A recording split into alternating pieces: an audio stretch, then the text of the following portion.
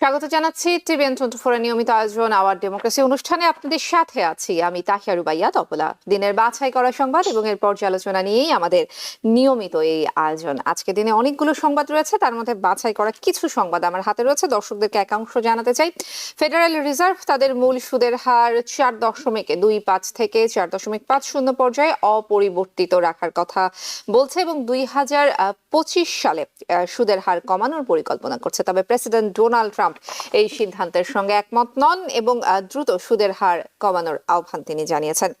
Elon Musk সম্প্রতি 7 জন Republican Congress সদস্যকে সর্বোচ্চ অনুমোদিত অনুদান দিয়েছে যারা বিচারকের অভিশংসনের পক্ষে। তাদের মধ্যে এলিক্রেন, লরেন বোয়েবার্ট, অ্যান্ডি গোগস সহ অনেকেই রয়েছেন। মাস্কের এই দান তার রাজনৈতিক প্রভাব বিস্তারের একটি প্রচেষ্টার অংশ বলেই মনে করছেন অনেকে। বাংলাদেশ প্রসঙ্গে কথা বলতে চাই। বাংলাদেশে আওয়ামী লীগকে নিষিদ্ধ করার কোনো পরিকল্পনা নেই অন্তর্বর্তীকালীন সরকারের। কোনো দাবিতে ভোট অনুষ্ঠানে দেরি করা হবে এবং নির্ধারিত সময়ে বাংলাদেশে জাতীয় নির্বাচন অনুষ্ঠিত করতে সরকার বদ্ধপরিকর। ডক্টর কমফোর্ট ইরোর নেতৃত্বে ইন্টারন্যাশনাল ক্রাইসিস গ্রুপের একটি প্রতিনিধি দল বাংলাদেশে প্রধান উপদেষ্টার সাথে সাক্ষাৎ করতে আসলে প্রধান উপদেষ্টা অধ্যাপক মোহাম্মদ ইউনূস তিনি এই কথা বলেন। অপরদিকে হাসনাত আব্দুল্লাহ তিনি কিন্তু একটি ফেসবুক পোস্ট দিয়েছেন এবং সেখানে আসলে আওয়ামী লীগকে বাংলাদেশে যারা ফিরিয়ে আনার কথা বলছেন সেটি নিয়ে কিন্তু আসলে তিনি সমালোচনা করেছেন এবং আওয়ামী লীগকে ফিরিয়ে আনার জন্য বিভিন্ন জায়গা থেকে চাপ আসছে সেদিকেও কিন্তু তিনি এক ধরনের আঙুল তুলেছেন। কোন দিকে আঙুল তুললেন হাসনাত আব্দুল্লাহ, সেটিও থাকছে আমাদের আজকের আলোচনার বিষয়।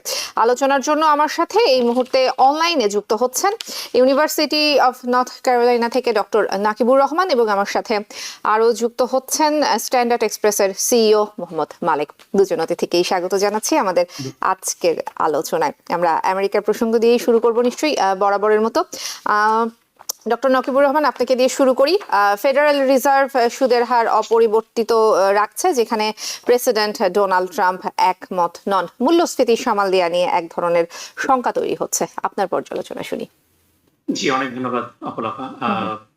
ডেফিনেটলি ফেডারেল রিজার্ভ যেটা করেছে সেটা অ্যাটলিস্ট ইনভেস্টরদেরকে শান্ত করেছে, কারণ আমরা দেখেছি যে ডোনাল্ড ট্রাম্পের সেই টেরিফ যুদ্ধের কারণে, ট্রেড ওয়ারের কারণে একটা অস্থিতিশীল অবস্থা তৈরি হয়েছে এবং এটার একটা রিফ্লেকশন আমরা দেখেছি মার্কেটগুলোতে।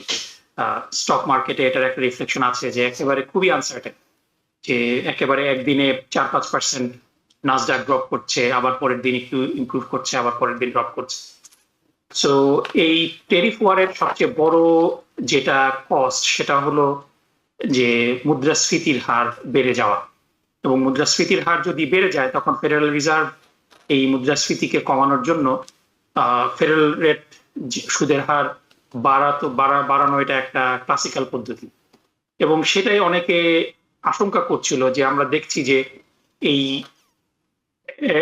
এই টেরিফ ওয়ারের কারণে European union particularly red state গুলোকে কিন্তু টার্গেট করছে। এই জন্য এগ্রিকালচারাল প্রোডাক্ট গুলোর দাম বেড়ে যাচ্ছে। ডিমের দাম এখনো পর্যন্ত আমেরিকাতে সর্বোচ্চ, আমার স্মরণকালে আমি ডিমের দাম এত বেশি কখনো দেখিনি। সো একটা কিন্তু ইনফ্লেশনারি প্রেশার রয়েছে। সো সেদিক থেকে ফেডারেল রিজার্ভ যে ইন্টারেস্ট রেট বাড়াননি, এটা ডেফিনেটলি একটা ভালো সিদ্ধান্ত, এবং তারা ফোরকাস্ট করছে যে তারা এই 2025 সালে এই ইন্টারেস্ট রেটটা কমাবেন। সো এটা ডেফিনেটলি আজকে আমরা যদি দেখি যে মার্কেটে কিন্তু রিয়াকশনটা মিক্সড হয়েছে। সকালবেলা একদম শুরুর দিকে মার্কেট খুব উপরে উঠেছিল, দর মার্কেট তার প্রায় অলমোস্ট 1-2% কাছাকাছি অধিকাংশ ইন্ডিসিস গুলা বেড়ে গিয়েছিল, কিন্তু আমরা দিন শেষে দেখছি যে সেই আশঙ্কা গুলা কিন্তু রয়ে গিয়েছে, যার কারণে মেজর সবগুলা index, Dow, Nasdaq, S&P 500, Rasel, সবগুলোই কিন্তু পতন ঘটেছে আজকে দিন শেষে। সো এটা বলে দেয় যে কনজিউমাররা জেরেমি পাওয়েলের এই সিদ্ধান্তে খুব বেশি কমফোর্টেবল না, এবং এটার কারণেই ডোনাল্ড ট্রাম্প আমরা দেখেছি যে তিনি বলছেন যে তিনিও খুশি নন।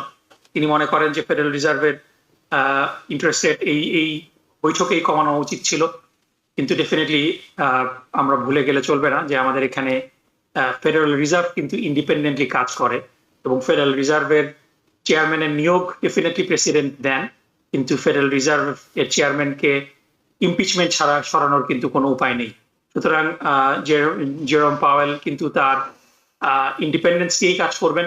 ডেফিনেটলি তিনি প্রশাসনের সাথে কথা বলবেন, কিন্তু প্রশাসনের নির্দেশ কিংবা প্রশাসনের বুলি দ্বারা তারা কিন্তু তাদের সিদ্ধান্ত পরিবর্তন করবেন না। এবং সত্যি কথা বলতে কি যে এখনকার যে ইকোনমিক অবস্থা, এটা কিন্তু একটা রিকভারি পর্যায়ে ছিল। যে কোভিড এর ফলে যে ব্যাপক অর্থনীতির মন্দা চলছিল, সেখান থেকে আমরা একটা রিকভারি ফেজে এসছি। কিন্তু ডোনাল্ড ট্রাম্পের কিছু নীতির কারণে, যদিও এখন কোম্পানিগুলোর ফান্ডামেন্টাল খুবই স্ট্রং, এজন্য আমি বিশ্বাস করি যে আমরা হয়তো রিসেশনের দিকে যাব না। কিন্তু সত্যি সত্যি যদি ইউরোপিয়ান ইউনিয়ন কিংবা কানাডা কিংবা চায়নার উপরে মেজর কোনো টেরিফ আসে, তাহলে পরে এটা অর্থনীতির উপরে আসলে একটা মন্দা প্রভাব আনবে এবং সবাই সেখানে সাফার করবে। জি, মোহাম্মদ পালেক। জি, দেখুন, নাকিব ভাই তো অর্থনীতির অধ্যাপক, উনি চমৎকার করে বলেছেন। তো এখানে তার আমার নতুন করে অ্যাড করার কিছু নাই, তবে সামান্য যে একটি পয়েন্ট আমি একটু তবে অ্যাড করছি আর কি। সেটি হলো জেরেমি পাওয়েল যে অবস্থানটি নিলেন, এটা কিন্তু নিঃসন্দেহে প্রশংসনীয়।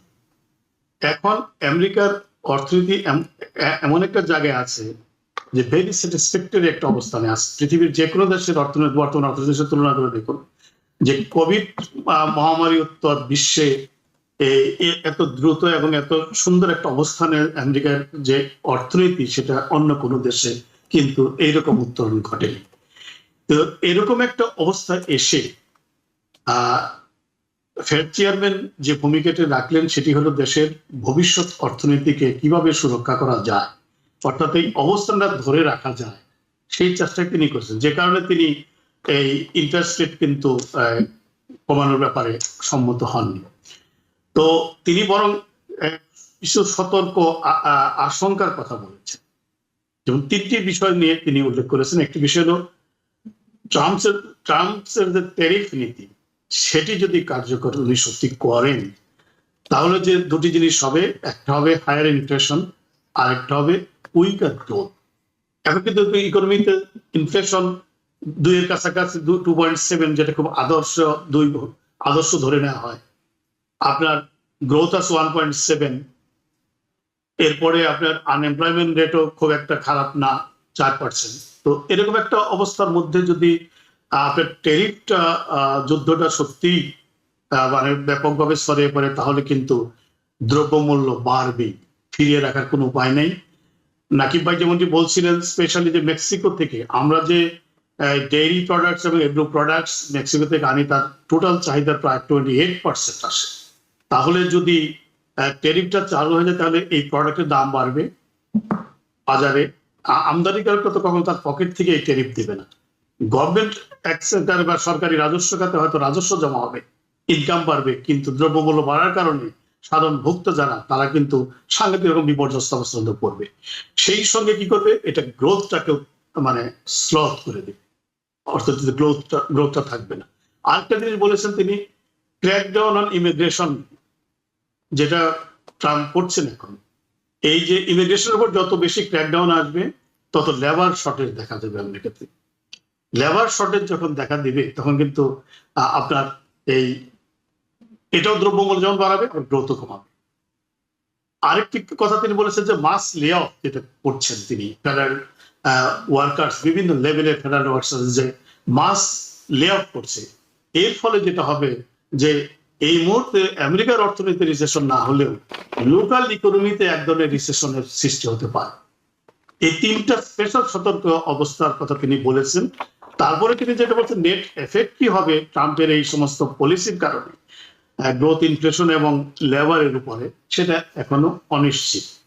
তবে তিনি যে কাজটি করেছেন, যে মেতে একটা কাটের কথা ছিল, রেড কাটের, তিনি সেটাতে বলেছেন, নাকচ করে দিয়েছেন যে মেতে আপাতত রেড কাট হচ্ছে না। যদিও 2025 এর মধ্যে 2বার কাটের সম্ভাবনা আছে, কিন্তু মেতে একটা হয়তো সম্ভাবনা ছিল, সেটি তিনি নাকচ করে দিয়েছেন। তার মানে তিনি একটু সতর্ক হচ্ছেন যে এই ট্রাম্পের ট্যারিফ বা ইমিগ্রেশন ক্র্যাকডাউন বা মাস লে অফ, এগুলো ইকোনমিতে আর কি ধরনের প্রভাব ফেলে সেটা দেখার জন্য হয়তো। জি, অসংখ্য ধন্যবাদ। দুজনের পর্যালোচনা শুনছিলাম। মোহাম্মদ মালিক, আরো একটি বিষয় তুলতে চাই, সেটি হচ্ছে আজকের দিনের আরো একটি সংবাদ। ইলন মাস্ক সম্প্রতি 7 জন রিপাবলিকান কংগ্রেস সদস্যকে সর্বোচ্চ অনুমোদিত অনুদান দিয়েছেন, যারা বিচারকদের অভিশংসনের পক্ষে। এই বিচারকরা তারাই যারা ডোনাল্ড ট্রাম্পের বিভিন্ন সিদ্ধান্ত নিয়ে আসলে কথা বলে থাকেন। ট্রাম্প প্রশাসনের এজেন্ডা সমর্থন করতে ইলন মাস্ক রাজনৈতিক অনুদান সহ অর্থনৈতিক দিকগুলোতে আসলে বেশ অ্যাক্টিভ। এই ধরনের পদক্ষেপগুলো আসলে বিচার বিভাগের উপর এক ধরনের চাপ সৃষ্টি করে কিনা, গণতন্ত্রের জন্য এক ধরনের হুমকি তৈরি করে কিনা? নিঃসন্দেহে এটা বিচার বিভাগকে আসলে দুর্বল করে দেওয়ার একটা প্রচেষ্টা বলে আমি মনে করি। তো এটি কেন ঘটলো দেখেন, একটু ব্যাকগ্রাউন্ডে যদি আপনি দেখেন, যে ট্রাম্প এসেই 200-র বেশি এক্সিকিউটিভ অর্ডার বা অ্যাডমিনিস্ট্রেটিভ পলিসি ডিক্লেয়ার করেছে। তো এই সমস্ত পলিসির মূল যে বিষয়গুলো আছে প্রায় প্রতিটি কিন্তু একটা আইনি চ্যালেঞ্জের মুখে পড়েছে। আপনি দেখবেন যে এই মুহূর্তে 160টির বেশি লসুট আছে ট্রাম্পের এই সমস্ত অ্যাডমিনিস্ট্রেটিভ পলিসি এবং যে এক্সিকিউটিভ অর্ডার আছে তার এগেনস্টে 160টির বেশি মামলা অলরেডি হয়ে গেছে। মামলাগুলো কোথায় কোথায় আছে? ডেমোক্রেটিক জুরিসডিকশনে মেইনলি, এবং এই সমস্ত কোন কোন বিচারকের আদালতে যেখানে ডেমোক্রেটিক অ্যাপয়েন্টেড জাজেস আছে, যেমন বস্টন, মেরিল্যান্ড, সিয়েটল, ডিসি, এই সমস্ত জায়গা। তাও মোস্ট রিসেন্টলি আরেকটা জিনিস আমরা দেখেছি যে জাজ জেমস বোর্সবার্গ তিনি একটা ব্লগ দিয়েছেন যে এলিয়েন এনিমিস অ্যাক্টের অধীনে এই ডিপোর্টেশন করা যাবে না। যেটি কোন প্রেক্ষিতে তিনি করেছেন যে হান্ড্রেডস অফ ভেনেজুয়েলান যাদের গ্যাংস্টার বলে ডিপোর্ট করা হয়েছে একটা এল সালভাদরের কারাগারে, তার প্রেক্ষিতে তিনি এই নিষেধাজ্ঞাটি জারি করেছেন। এবং সে জাজকে ইমপিচ করার ব্যাপারে কিন্তু প্রেসিডেন্ট মানে বক্তব্য দিয়েছেন, যদি তিনি বলেছেন, এবং এটা চিফ জাস্টিস রবার্ট তিনিও কিন্তু কন্ডেমস করেছেন প্রেসিডেন্টের এই ধরনের সাজেস্টিভ ফেডারেল জাজ ইমপিচমেন্টের ব্যাপারে, যদিও সেখানে তিনি ট্রাম্পের নাম উল্লেখ করেননি। ট্রাম্প আবার তার প্রত্যুত্তরে বলেছেন উনি তো আমার নাম বলেননি। কেউ কেউ হয়তো চেষ্টা করছে ইনভেস্টিগেশন করার। এই যে কেউ কেউ চেষ্টা করছে, সেটি ট্রাম্পের পক্ষ থেকে হয়তো তারই এখন ডান হস্ত যেটা এলন মাস্ক, তিনি চেষ্টা করছেন যে এই যারা রিপ্রেজেন্টেটিভ আছেন তাদেরকে এটা চেক দিচ্ছেন, $6,600 করে চেক দিচ্ছেন প্রত্যেকে। 7 স্টেটের 7 জন রিপ্রেজেন্টেটিভ দিয়েছেন তিনি। এবং এই প্রসেসগুলো কি, এই যে সমস্ত কেসগুলো পেন্ডিং আছে, এই সমস্ত জাজদের এগেনস্টে যেন ইমপিচমেন্ট করা যায়। তাহলে কি হবে? এটা বিচার বিভাগের উপর একটা অনির্বাচিত ব্যক্তির প্রভাব, তাই না? আমেরিকার ইতিহাসে এমন কখনো দেখা যায়নি যে শপথ গ্রহণ করেননি, পাবলিক সার্ভেন্ট হননি, এরকম একটা লোক সরাসরি ফেডারেল বিভিন্ন সিস্টেমের উপরে, বিচার জাস্টিস ডিপার্টমেন্টের উপরে, অন্যান্য ডিপার্টমেন্টের উপরে, যে ধরনের IRS এর উপরে ক্ষমতাটি করছেন, এটা কিন্তু নজিরবিহীন। আমেরিকার ইতিহাস এটি ইতিপূর্বে নিশ্চয়ই ঘটে নেই, নাকি বাইরে ভালো বলতে পারবেন না আমি আশা করি।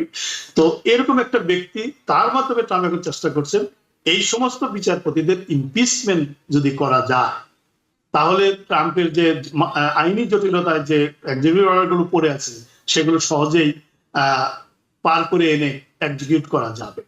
তো এখন দেখেন মানে আলটিমেটলি এলন মাস্কের পলিসিটা কি, যে হাউস তো তাদের নিয়ন্ত্রণে আছে, তাদের ইমপিচমেন্ট করতে তো সিম্পল মেজরিটি হলে ইমপিচমেন্ট হয়ে যায়। তাহলে যাদের কাছে একটা ইমপিচমেন্ট আনা যায়, তাহলে বাকি থাকলে সিনেট কনভিক্ট করে, তাই না? সিনেট তার ইমপিচমেন্ট করে না, সিনেট কনভিক্ট করে। কনভিকশনের ক্ষেত্রে যদি 67 সিনেটরকে, তাদের তো অলরেডি 53 আছে, আরো যদি কিছু সিনেটরকে সঙ্গে নিয়ে 67 করা যায়, তাহলে কনভিকশনও হয়ে যেতে পারে। তো এই প্রসেসটা হলো ওই যে আইনের বা মামলার বেড়াজালে যে সমস্ত এক্সিকিউটিভ অর্ডার কার্যকর করা যাচ্ছে না, সেইগুলোকে অ্যাক্সিলারেট করার জন্য বা সেই প্রতিবন্ধকরা তুলে নেওয়ার জন্য ট্রাম্পই চেষ্টা করছেন এলন মাস্কের মাধ্যমে এই সমস্ত রিপ্রেজেন্টেটিভদের বা রাজনীতিবিদদেরকে কিনে ফেলা। এটা সাধারণত আমরা কি দেখেছি দেখেন, যেমন তৃতীয় বিশ্বের দেশগুলোতে আমরা দেখি, বা অনুন্নত গণতান্ত্রিক দেশগুলোতে আমরা কি দেখি, যে পলিটিশিয়ানরা পিছনে পড়ে যাচ্ছে। যারা বিজনেস ম্যাগনেট বা এলিগেন্ট যারা আছে দেশে, তারা কিন্তু ওই সমস্ত দেশের রাজনীতিতে নিয়ন্ত্রণ নিয়ে নেয়। আপনারা দেখেন যে সর্বশেষ যে বাংলাদেশ পার্লামেন্টে কি ছিল, অধিকাংশ পার্লামেন্ট মেম্বার কারা ছিল? ব্যবসায়ীরা, তাই না? টাকা দিয়ে সরকার কিনে ফেলছে, টাকা দিয়ে সমস্ত প্রশাসন কিনে ফেলতো তারা, ব্যবসায়ীরা। ঠিক এলন মাস্কের এই চেষ্টাগুলোকে আমার ওই সমস্ত দেশের যে রাজনীতির যে অবস্থাটা, সেই অবস্থাটাকেই মানে মানে আমার সামনে ছবি হয়ে ভেসে ওঠে। হাওয়ার জানি না শেষ পর্যন্ত কি হবে, সব রিপ্রেজেন্টেটিভ বা সব সিনেটরি যে বিক্রি হয়ে যাবেন, নট লাইক দ্যাট। তবু যেহেতু মেজরিটি তাদের দুই কক্ষে আছে, কি ঘটবে সেটা আমরা বরং অপেক্ষা করি, দেখি কি ঘটতে যাচ্ছে। ডক্টর নাকিবুর রহমান, বিভিন্ন পদের কথা বলি কিংবা বিভিন্ন জায়গার কথা বলি, বিভিন্ন ক্ষেত্রের কথা বলি, এমনকি বিচার বিভাগেও ক্ষমতা এবং অর্থ এই দুটোর প্রয়োগ, আসলে দুটো সমন্বয়ের যে প্রয়োগ, সেটি আসলে এমন ভাবে হচ্ছে যে গণতন্ত্র আসলে প্রশ্নবিদ্ধ, শুরু থেকেই অনেকাংশে প্রশ্নবিদ্ধ। আপনি কিভাবে দেখছেন বিষয়টিকে? জি, মালিক খুব সুন্দরভাবে ব্যাখ্যা করেছে। এবং এখানে আমি একটু বলে রাখি যে মানে 7 জন কংগ্রেসম্যানকে ডোনাল্ড ট্রাম্প ইলন মাস্কের মতো একজন মানে মেগা বিলিয়নার $6,600 7টা চেক ইস্যু করেছে, এটা তার জন্য অলমোস্ট মানে পকেট চেঞ্জের চেয়েও কম। সো এটা তার জন্য কোনো বিষয় না। এবং মানে ইন বিগার ল্যান্ডস্কেপ যদি শুধু এতটুকু অ্যালাউ করা হতো যে ইন্ডিভিজুয়ালরা সর্বোচ্চ $6,600 দিতে পারবে, এতটুকু যদি লিমিটেশন থাকতো, তাহলে কিন্তু আমাদের আমেরিকাতে রাজনীতি এতটা বেশি পলিউটেড হতো না। আমি জাস্ট রেফার করতে চাই যে 2010 সালে সিটিজেন্স ইউনাইটেড ভার্সেস গভর্নমেন্ট যে মামলাটা হয়েছিল, সেই মামলাটার কথা, citizen United versus federal election কমিশনের যে মামলাটা হয়েছিল। সো এটা কিন্তু এই বিষয়টা নিয়ে যে ইন্ডিভিজুয়ালরা ডোনেট করতে পারবে, এটার জন্য একটা লিমিট আছে, কিন্তু কর্পোরেশন, ইউনিয়ন এবং পলিটিক্যাল অ্যাকশন কমিটি প্যাক, তাদের ডোনেশনের ক্ষেত্রে কিন্তু কোনো লিমিট নেই। এবং এই লিমিট না থাকার কারণেই ডোনাল্ড ট্রাম্পের ক্যাম্পেইনে ইলন মাস্ক $300 মিলিয়ন দিয়েছেন, ম্যারিয়েল এডেনসন $100 মিলিয়ন দিয়েছেন, এবং এই টাকার বিনিময়ে মূলত তারা ক্ষমতা ক্রয় করে নিয়েছেন। আমরা আজকে যে আবার যদি ফিরে যাই, ইসরায়েলের গাজাতে সিজফায়ার ভঙ্গ করে হামলা করা, তারপরে গাজাকে রিসোর্ট বানানোর প্রপোজাল, ওয়েস্ট ব্যাংককে অ্যানেক্স করা, তারপরে যেইভাবে আমেরিকার যেই মানে পলিটিক্যাল যেই সেফগার্ড গুলা, ফার্স্ট অ্যামেন্ডমেন্ট কমপ্লিটলি ভায়োলেট করে কলম্বিয়া ইউনিভার্সিটি থেকে মাহমুদ খলিলের মতো ব্যক্তিকে, যার গ্রিন কার্ড আছে, তাকে ডিপোর্টেশন প্রসেসের মধ্যে নিয়ে নেওয়া, এই সমস্ত কিছু কিন্তু এই টাকারই প্রভাব, এই প্যাকের পয়সা, মেরিয়েল এডেলসনের পয়সা। এবং তার উপরে এই যে ক্ষমতা, মালিক ভাই যেটা বললেন যে আমেরিকার ইতিহাসে কোনো আনইলেক্টেড ব্যক্তির এরকম অ্যাবসলিউট আনচেক পাওয়ার কোথাও নেই। এবং মানে সবচেয়ে দুঃখের বিষয় হলো যে ইলন মাস্কের এই অথরিটিটার কোনো অ্যাকাউন্টেবিলিটি নেই। অন্য যে কোনো অফিসিয়াল, ইভেন প্রেসিডেন্টের অফিসকে কংগ্রেস কিন্তু তলব করতে পারে, কিন্তু এমন ভাবে বিষয়টা ডজের মেকানিজমটা সেট আপ করা হয়েছে যে ইলন মাস্ক হলো আনঅ্যাকাউন্টেবল টু এনিবডি। এবং এটার কারণটা হলো সেই citizen United versus federal election কমিশনের যেই মামলাটাকে আপহোল্ড করা হয়েছিল, তাই না? সো এই জায়গাটা আমেরিকার একটা বড় গণতন্ত্রের একটা সমস্যা, যে এখানে বড় বড় ব্যবসায়ীরা আনলিমিটেড অ্যামাউন্ট ডোনেট করতে পারে ক্যাম্পেইন ফাইন্যান্সে বিভিন্ন প্যাকের মাধ্যমে।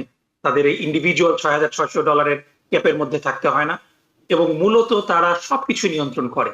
এবং এখানে ইলন মাস্ক যেটা করছেন, এটা কিন্তু একটা শুরু, যে তিনি $6,600 দিয়ে শুরু করেছেন, এবং তিনি যেই 6 জনকে কিংবা 7 জনকে তিনি চেক দিয়েছেন, তারা কিন্তু সবচেয়ে অ্যাগ্রেসিভ এবং সবচেয়ে রাইট উইং, আপনার লরেন ববেট কে দিয়েছেন, মানে যিনি মানে খুবই টক্সিক একটা র্যাবিট একজন কংগ্রেসম্যান, সমস্ত কিছুর মানে যা সমস্ত বিষয়ে তিনি এক্সট্রিম পজিশন নেন। এবং মূল উদ্দেশ্য হলো, মালিক ভাই যেটা বলেছেন, যে এক্সিকিউটিভ অর্ডার গুলা ডোনাল্ড ট্রাম্প সাইন করছেন, এগুলার অনেকগুলাই ব্লক হয়ে যাচ্ছে, যাতে করে জাজরা একটা ভয়ের মধ্যে থাকে। এবং এই আমেরিকার জুডিশিয়াল সিস্টেমটা কিন্তু অনেক আগেই করাপ্টেড হয়ে গিয়েছে, যখন আমরা দেখেছি যে এখানে একেবারে আমরা পার্টিজান নমিনেশন আগেও দেখেছি, কিন্তু ইভেন পার্টিজান নমিনেশনের মধ্যেও অ্যান্টনি স্কালিয়ার মতো ব্যক্তিকে নমিনেট করা হয়েছে, যিনি ডেফিনেটলি অ্যাবর্শন কিংবা কিছু কিছু বিষয়ে তার একটা অবস্থান ছিল, কিন্তু তিনি কিন্তু তার নিজস্ব বিশ্বাসকে সবসময় কম প্রাধান্য দিতেন, আইনকে সবচেয়ে বেশি প্রাধান্য দিতেন। সো এরকম ফিগারদেরকে ইভেন পার্টিজান ক্ষেত্রেও কিন্তু এরকম ব্যক্তিদেরকে আনা হতো, যারা তাদের একটা কনজারভেটিভ কিংবা লিবারাল ভিউ থাকলেও আইনের প্রতি তাদের শ্রদ্ধা থাকতো। কিন্তু আমরা দেখেছি যে বিগত দিনগুলোতে ক্লেরেন্স থমাসের মাধ্যমে জুনিয়র বুশ প্রথম এটাকে করাপ্ট করলেন, একেবারে মানে যোগ্যতার চেয়ে পার্টি লয়্যালটিকে গুরুত্ব দিয়ে তাকে নমিনেট করা হলো। তারপরে আমরা দেখেছিলাম যে বিগত ট্রাম্পের আমলে 3 জন ব্যক্তিকে নমিনেট করা হলো, এবং খুব দুর্ভাগ্যজনক ভাবে যে অ্যান্থনি স্কালিয়া মারা গিয়েছিলেন ওবামার আমলে, কিন্তু ওবামাকে কোনো সুযোগই দেওয়া হলো না কোনো নমিনিকে আনতে। কিন্তু অন দ্য আদার হ্যান্ড যখন আরবিজি যখন মারা গেলেন, তখন কিন্তু খুব অল্প সময় ছিল ডোনাল্ড ট্রাম্পের। ঠিক একই সিনারিও ছিল যখন অ্যান্টনি স্কালিয়া মারা গিয়েছে, কিন্তু খুব নির্লজ্জ ভাবে আমরা দেখেছি যে সেনেটর লিন্ডসি গ্রাহাম কিন্তু সেই এই মানে অল্প সময়টাকে ডিউ প্রসেস করা যাবে না, এই অজুহাতগুলো তিনি যে আগে দিয়েছিলেন সেগুলোর কোনো কেয়ার না করে তিনি কিন্তু অ্যামি কমি ব্যারেটের কনফার্মেশনের জন্য এগিয়ে গিয়েছিলেন। এবং তারপরে নীল গোরসিচের ব্যাপারে প্রচুর অবজেকশন ছিল, এবং ক্যাভানোর ব্যাপারে তো ডেফিনেটলি অনেক ইভেন হিয়ারিংও হয়েছিল তাকে কেন্দ্রিক, যে তার বিরুদ্ধে যৌন হয়রানির, এবং যিনি ভিকটিম ছিলেন তিনি এসেও সাক্ষ্য দিয়েছিলেন। কিন্তু তারপরও আমরা দেখেছি যে ক্যাভানোর কিন্তু কনফার্মেশন হয়ে গিয়েছে। সো এখন আমাদের সুপ্রিম কোর্ট কিন্তু পুরাপুরি রাইট উইং টিল্টেড, এবং এমন ব্যক্তিদেরকে দিয়ে, জন রবার্টস ডেফিনেটলি রাইট উইং হলেও তিনি কিন্তু এই ক্যাটাগরির মধ্যে পড়েন না, তিনি মাঝে মাঝে কিন্তু তার পার্টিজান অবস্থান থেকে সরে আসেন। সো সুপ্রিম কোর্ট লেভেলে এই অবস্থা। তারপরেও বিগত দিনগুলোতে যে সার্কিট কোর্ট গুলাতে যে বিচারপতিদেরকে যাদেরকে নিয়োগ দেওয়া হয়েছে, এখন তাদেরকে টার্গেট করা হচ্ছে ইমপিচমেন্টের জন্য এই চেকের মাধ্যমে, এবং $6,600 কিন্তু শুরু। এবং এটা দিয়ে ইলন মাস্ক কিন্তু একটা মেসেজ দিচ্ছেন যে তোমরা যদি আমার এই অল্প পয়সা নিয়ে কিছু কাজ করো, তোমাদের জন্য তখন $1 মিলিয়ন আসবে। একটা কংগ্রেশনাল সিটে যদি ইলন মাস্ক যদি তার প্যাকের মাধ্যমে $50,000 ডোনেট করেন, তিনি ব্যক্তিগতভাবে পারবেন না, কিন্তু পলিটিক্যাল অ্যাকশন কমিটির মাধ্যমে কিন্তু পারবেন আনলিমিটেড, যেটা citizens United versus federal election commission যেটা অ্যালাউ করেছে।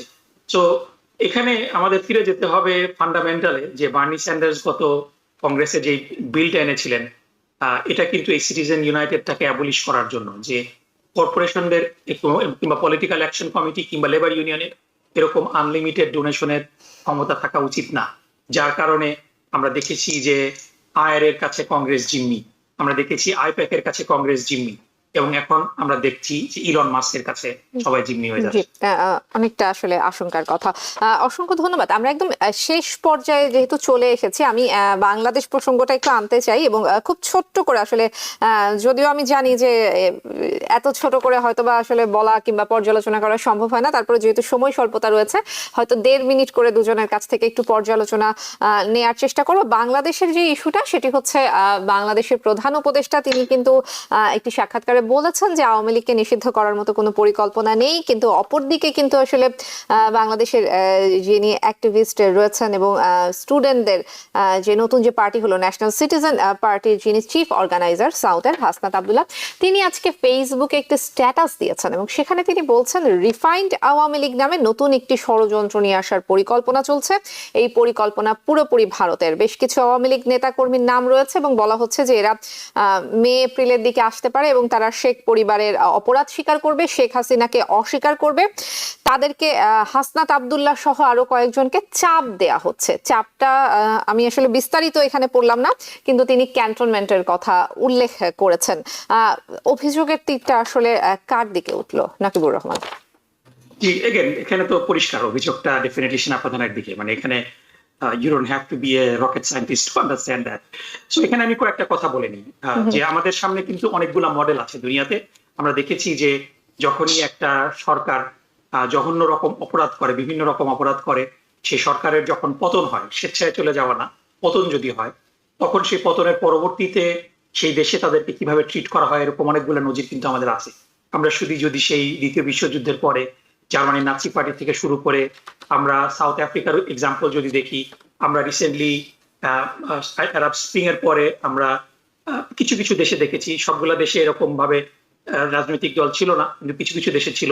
সিরিয়াতে বাথ পার্টি ছিল, ইরাকে বাথ পার্টি ছিল, তারপরে আপনার টিউনিশিয়াতে জয়নুল আবেদিনের একটা পার্টি ছিল, তারপরে আমরা সাউথ আফ্রিকার উদাহরণ দেখেছি। তো এখানে যদি আমরা দেখি যে এক্সেপ্ট ফর সাউথ আফ্রিকা সবগুলা দেশে, এবং অফকোর্স টিউনিশিয়ার কথা আমি আনবো একটু পরে, সবগুলা দেশেই কিন্তু যেই দল এরকম জঘন্য গণহত্যা এবং অপরাধের সাথে সম্পৃক্ত ছিল সেই দলকে সম্পূর্ণভাবে নিষিদ্ধ করা হয়েছে। এবং রিসেন্টলি সিরিয়াতে বাশার আল আসাদের পলায়নের পরে বাথ পার্টির সমস্ত কার্যক্রম কিন্তু সিরিয়াতে নিষিদ্ধ করা হয়েছে, যেভাবে জার্মানিতে নাৎসি পার্টিকে নিষিদ্ধ করা হয়েছিল।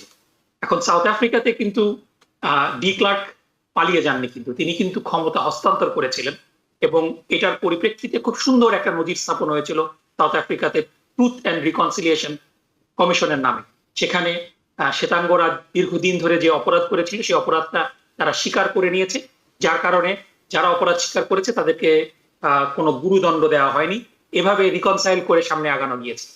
এবং আমরা যদি টিউনিশিয়ার এক্সাম্পলটা দেখি, যে জয়নুল আবেদিন পলাতকের পরে কিন্তু তার দল ক্ষমতায় ছিল না, কিন্তু নির্বাচনী প্রক্রিয়ায় কিন্তু এরকম ডিফাইন্ড দল নামে কিন্তু তারা অংশগ্রহণ করেছে। এর ফলশ্রুতিতে আমরা যেটা দেখেছি যে কিছু সময় পর্যন্ত তারা সুশীল থাকলেও পরবর্তীতে তারা কিন্তু গণতন্ত্রকে পিঠে ছুরিকাঘাত করে গণতান্ত্রিক স্পিকার যিনি ছিলেন আন্নাহদা পার্টির রাশিদ ঘানুশি, তাকে এখনো পর্যন্ত কিন্তু জেলে আবদ্ধ করে রেখেছে।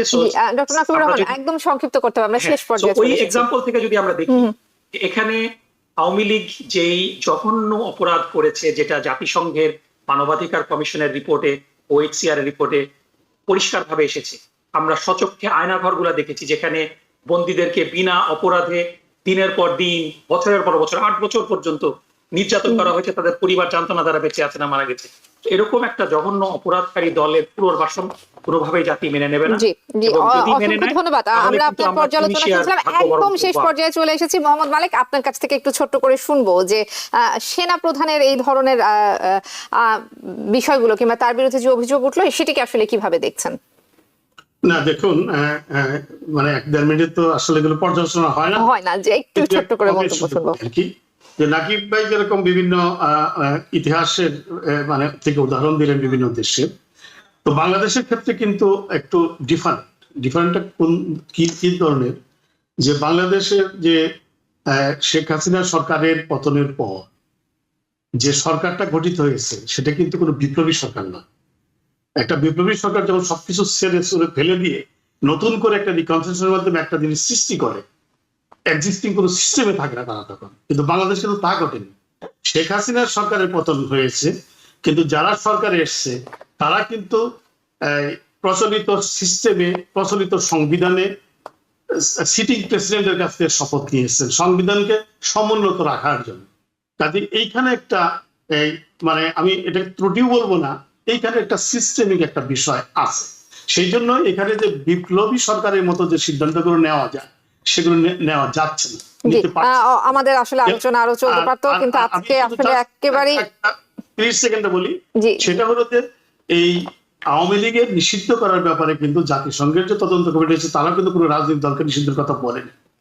তো এবং দেশ বিদেশের চাপ আছে, কোনো দলকে তো নিষিদ্ধ না করা হয়।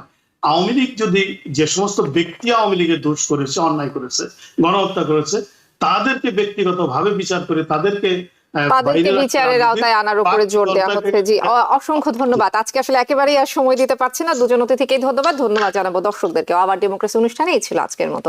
টিবিএন এর সঙ্গেই থাকুন সবসময়। টিবিএন 24 টেলিভিশন দেখতে আজই কল করুন 7187776556। লগ ইন করুন www.totalcablebd.com। নিউ ইয়র্ক থেকে সম্প্রচারিত টিবিএন 24 টেলিভিশন বিশ্বজুড়ে বাঙালির কণ্ঠস্বর।